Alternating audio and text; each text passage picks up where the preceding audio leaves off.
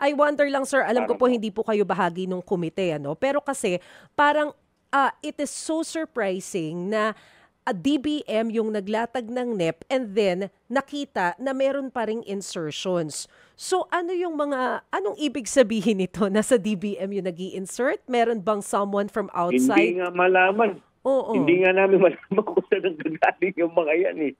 Alam po ninyo ako, nung first term ko po kasi, basta't pinipresent lang po sa akin yung budget, ako, ang pagkakaintindi ko po, since budget yan ng national, hindi mo naman po pwedeng pakialaman. Alam mo, sabihin mo na, ito tanggalin mo. Budget yan ng national eh. Baka mami, ako naman ang masilip dyan. So, baka mami, magkaroon ng problema. At saka ang presumption ko kasi, pinag-aralan na yan. Kasi dumaan po yan sa department, dumaan po yan sa DBM, dumaan sa committee level. So, ang presumption ko dyan, lahat yan na-discuss na pag-aralan.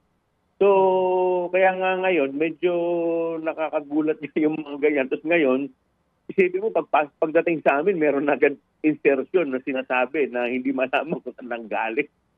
Kaya, medyo sa totoo lang, medyo naguguluhan din ako. Mga kapatid, brothers and sisters, saan ka pa? Dito na tayo sa totoo.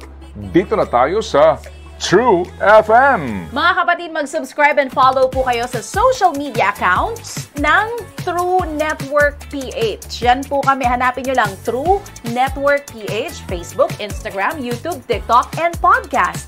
Mapa Apple or Spotify man yan, mahahanap nyo kami. Lahat ng mga napapanood at napapakinggan nyo po sa programa, nasa social media accounts namin yan. So, paano mga kapatid? See you sa social media!